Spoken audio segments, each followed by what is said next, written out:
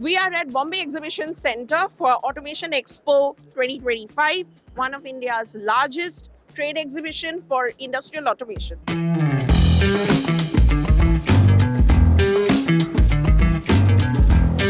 are showcasing how we can help Indian customers, Indian industry achieve traceability, how they can do better palletization with using cobots, how the logistics industry can take advantage of our new FHV vision system.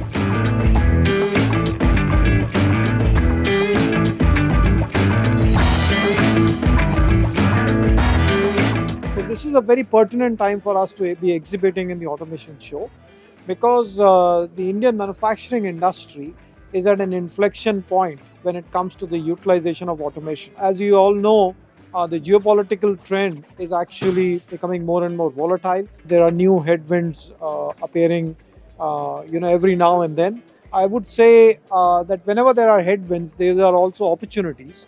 Opportunities that the Indian industry can grab, especially the manufacturing industry can grab to really make the most of it and come out stronger.